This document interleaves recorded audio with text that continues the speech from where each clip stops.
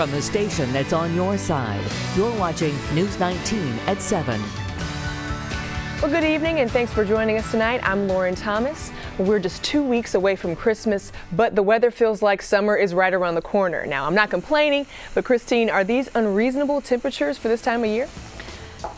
These are unseasonable temperatures for this time of year. Yes, we are well above average. Our high today at the airport was 78 degrees, and in the city it was 77. Now, our record set back in 2007 was 81, so we got close, but we didn't hit that record number, and it looks like we're going to get close again tomorrow, but we're not going to hit that record. Here you go. Midland's temperatures across the area right now look like this. 68 degrees in Saluda, 69 in Lexington, 63 in Columbia, 61 in Camden, 64 in Sumter. It feels really nice out there. If you were out and about, maybe getting some Christmas shopping done, you're probably doing it in shorts and t-shirts. Here you go. Satellite and radar imagery showing you some cloud cover streaming across the area, but no rain. It's dry out there, and it's going to stay dry for our weekend. We could see some patchy late night fog develop and an overnight low of 51 degrees. And then there's that warm temperature again, high of 78 after that fog burns off. Then tomorrow night, 61. We'll talk more about that 7-day forecast. We do have a little bit of a cool down, but just how long will it be before we see that happen? We'll talk about it a little bit later on. Back to you. All right, thanks, Christine. An explosion involving a meth lab is to blame for an early morning fire in Columbia. The fire started around 8 this morning in the 800 block of Ohio Street, and as you can see in these pictures, the second story of the house was badly burned. The Richland County Sheriff's Department bomb squad says the fire was a result of manufacturing crystal meth. They say a man named Jeffrey McDaniel was cooking the drug in the upstairs of the home when a bottle exploded. Now, McDaniel will be charged with manufacturing crystal meth and manufacturing the drug half a mile within a school, trafficking, as well as additional charges. Deputies say 2 other adults suffered minor injuries. The Richland County Sheriff's Department is still investigating this incident. Well, if you're heading up I-77 this weekend, you'll want to allow for some extra time. 2 lanes in Rock Hill are closed so SCDOT crews can repair the bridge crossing the Catawba River. The closure starts on I-77 southbound at mile marker 82 between Selland East and Sutton Roads. Crews have been working on the bridge since Tuesday when a hole opened up, and the closure will last until tomorrow at noon. Also, you'll want to allow for a little extra time on the roads this weekend, as SCDOT says they will be closing a number of lanes around Columbia to install camera poles for DOT cameras. And you can see on your screen a list here. The closures will happen during various times throughout the days and evenings. SCDOT reminds the public to please use caution while driving through those work zones. Well, Myrtle Beach will soon have 800 surveillance cameras installed. Officials say they plan to have the cameras up by the end of the month. The city is spending more than $2 million on the project, which began earlier this year. They are now in the final phase of the installation. Hundreds of cameras will be added to the Myrtle Beach intersections that police officers believe are high traffic areas where many accidents have happened in the past. A Myrtle Beach police spokesman says the cameras will not be used to issue speeding tickets. Well, several presidential candidates were campaigning in the Palmetto State today. Hillary Clinton made a stop here in Columbia, hosting a day of action kickoff with Jeremy Byrd, who is a top aide for President Obama. They hope to ramp up voting efforts in South Carolina as we get closer to the primary. And GOP frontrunner Donald Trump brought his campaign to Aiken this afternoon. A forum was held at the University of South Carolina Aiken Convention Center. Trump spoke about the Constitution and likely upcoming appointments to the U.S. Supreme Court, but he was met with a few protesters who were upset about his Muslim comments. The event was sponsored by the Conservative Leadership Project. And Republican candidate Marco Rubio was also campaigning in South Carolina today. He met with voters at Furman University. At this point, Rubio is 4th in the polls for GOP behind Donald Trump, Ted Cruz, and Ben Carson. And also, Democratic candidate Willie Wilson made several stops in the state, starting with a breakfast for 50 pastors from Greenville, Spartanburg, and Anderson counties. He also opened a new South Carolina headquarters for his campaign in Charleston. Wilson is expected to hold several other events around the state on Sunday and Monday.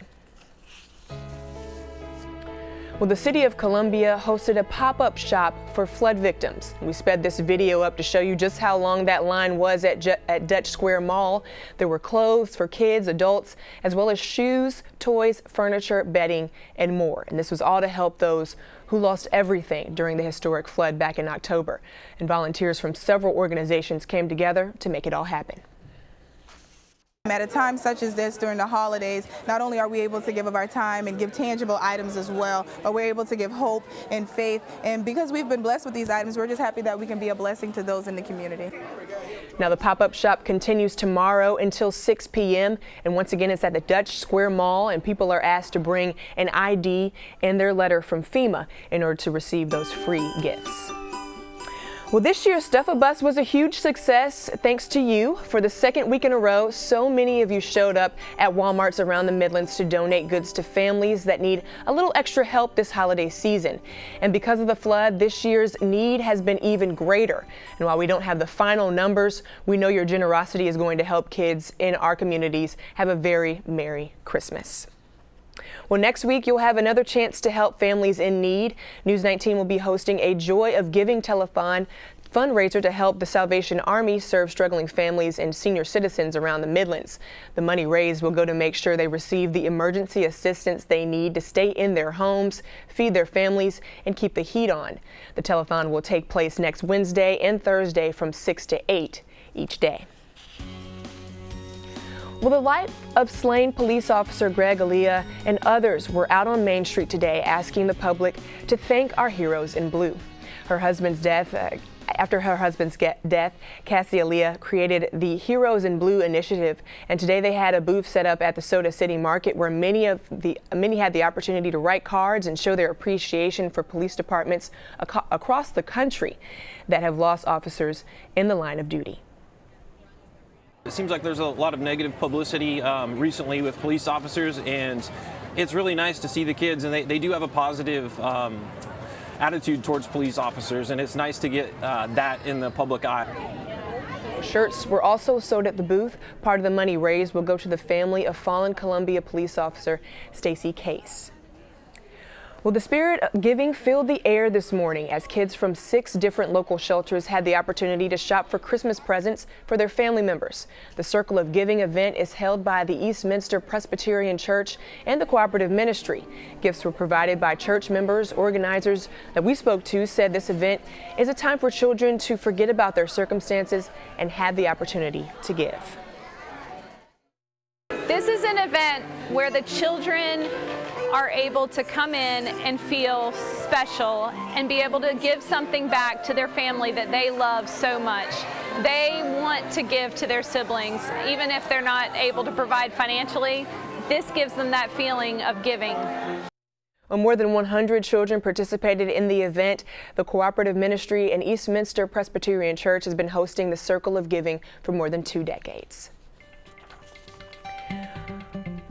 Well, they're one of the holiday season's most popular gifts, but the U.S. Consumer Product Safety Commission is currently investigating 10 reports of hoverboard fires in 9 different states. Now, some airlines say they don't want the scooters on their planes over fears of the lithium-ion batteries inside that can catch on fire. Vladimir Dutiers reports. Already one of the season's hottest gifts, it appears hoverboards are continuing to heat up. Literally. A writer from Alabama posted this video saying his hoverboard just caught fire. The battery just shot out. Now, this year's must-have gift is finding its way onto some less popular lists. On Thursday, the nation's 3 largest airlines banned the scooters from flights. They're concerned about the toy's lithium-ion batteries. They ignite and catch fire very violently. Cell phones, tablets, and laptops use low-wattage lithium-ion batteries, which fall within FAA regulations. But airlines are concerned about the hoverboard's battery. In a statement, Delta pointed to the size or power of their lithium-ion batteries and found that the strength of the batteries in hoverboards often exceeded government limits for what's allowed on board an aircraft. One hoverboard manufacturer, Swagway, blames cheap knockoffs for the problem, saying they don't compromise when it comes to using the highest quality parts and urged customers to be aware of fake units that are being sold on the internet. According to Sean Kane, the founder of the Safety Institute, the hugely popular products may eventually be recalled. They're considered toys, but in fact they're not. So at the end of the day, you have a product that doesn't have to meet any safety requirements, and it's finding its way to the U.S. market. Vladimir Duthier, CBS News, New York. Well, airlines aren't the only ones moving away from hoverboards. Online retailer Overstock.com says it will stop selling the popular product due to growing safety concerns. Well, still ahead, based off what it's feeling like outside, you wouldn't think we're in the middle of December. We saw temperatures in the high 70s, and tomorrow it's going to be even hotter. Meteorologist Christine Gallagher will be back with your family's full forecast. Around the world today, a historic agreement came from Paris with a new global climate change plan to reduce and then eliminate the use of greenhouse gases. The hope of the Paris Agreement is to avoid the damaging effects of global warming.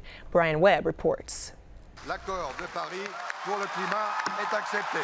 After 10 days of talks, nearly 200 countries agreed to fight global warming by limiting greenhouse gas emissions. They pledged to switch from burning oil, coal, and gas to clean and renewable energy sources like solar power for decades to come. The agreement demonstrates solidarity. It is ambitious, flexible, credible, and durable. It calls for the global average temperature rise to be held to less than 2 degrees Celsius, that's 3.6 degrees Fahrenheit, and even lower if possible. $100 billion will be given from rich countries to poor countries to help them move away from fossil fuels. This agreement recognizes that we are going to have to begin to change the way we power our planet, the way we power things. Protests popped up under the Eiffel Tower after the agreement, arguing the pact doesn't go far enough. Others believe it will restrict the U.S. and other countries too much.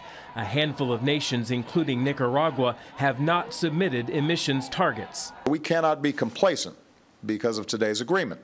The problem's not solved because of this accord. The agreement sends a strong message to the global economy to move investments and technology toward clean energy. Brian Webb for CBS News, New York. Now, the deal still needs to be ratified by individual governments before taking effect.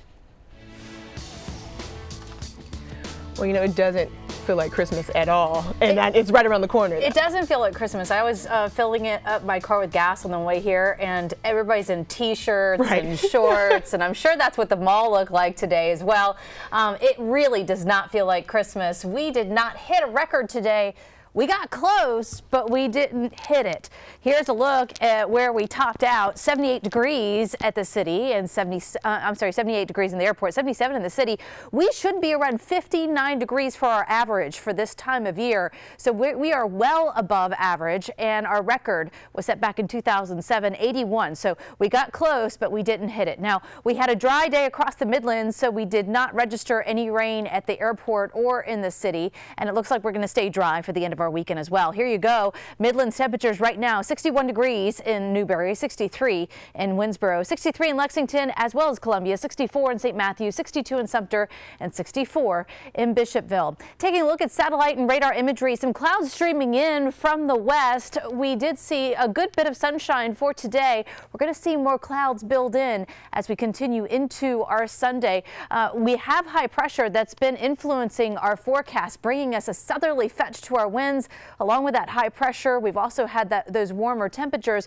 We've got a system that's off to our west, and this system is what's going to change our forecast as we head into the next couple of days. So here you go. Area of low pressure with this frontal boundary will continue to push further on east. Here you go. That southerly fetch to our winds. We stay dry for our Sunday, but this frontal boundary continues to march further eastward, and it will finally affect us as we head into Monday. So here you go, your forecast map showing you a little bit of some cloud cover, some fog in the morning hours, something to keep in mind as you're going out to church tomorrow morning. That will burn off as we head into the early afternoon, and then we're going to see a little bit more cloud cover roll in the afternoon hours. Looks like the showers will stay towards the very east coast because of that onshore flow, and then this is the system that we're watching march east, and this system continues to pull east on Monday, and it weakens as it moves through our area. So we have about a 50% chance of showers in there on Monday, but it will not be as big of a rain event as it is further on off to our west right now. Here you go. Temperatures for tomorrow back in the upper 70s, and your 7-day forecast again. Partly to mostly cloudy skies for our Sunday afternoon, high of 78. Still in the mid-70s for Monday with that 40% chance of rain. And there's that slight cool down as we head towards the end of the week. We're finally back to the upper 50s by Friday. Our next best chance of rain, though, comes on Thursday with a high of 68. Friday, that high of 58 and a 20% chance of showers. Well, it's looking like a nice week. I'm looking forward to it. Overall, not bad. And again, those temperatures are nice, but they will cool down a slight bit. All right. Thanks, Christine. Okay. Well, still ahead, the Heisman Trophy could make its way back to South Carolina. Sports director Reggie Anderson will break down Deshaun Watson's journey to one of the most coveted honors in college football. Well, looking ahead to tomorrow, Columbia First Baptist Church is having their annual Christmas pageant. The show features 400 people in the cast and crew. And this is video from last night's show. They have one more show tomorrow at 4, and tickets are free, but you have to reserve them. You can also see the entire program on Christmas Day right here on WLTX. And Christmas is in less than 2 weeks, and you can scratch off some of those items that are on your shopping list tomorrow with the Crafty Feast. It's back to Columbia at the Metropolitan Convention Center, and it has over 100 homemade crafts. And this is the largest indie craft fair in the Midlands, and it's open from noon to 6, and admission is just $3, and kids 10 and under are free. Organizers are expecting about 2,800 guests for the Crafty Feast on Sunday. Do you have your Christmas shopping done? Almost. I have about 3 more items to get. You're good. Yeah. We've barely started. Yeah. It's a large task. It's not feeling very much like Christmas. Tomorrow it's 78 degrees for our high. We will have some patchy morning fog. Keep that in mind on your way to church tomorrow morning. And then we are at 76 for our high on Monday with a 40% chance of showers. But it looks like those showers will hold off for the weekend, and we'll just have the warm temperatures tomorrow, but maybe some cloud cover towards the afternoon. All right. Here we go. Join us at 11.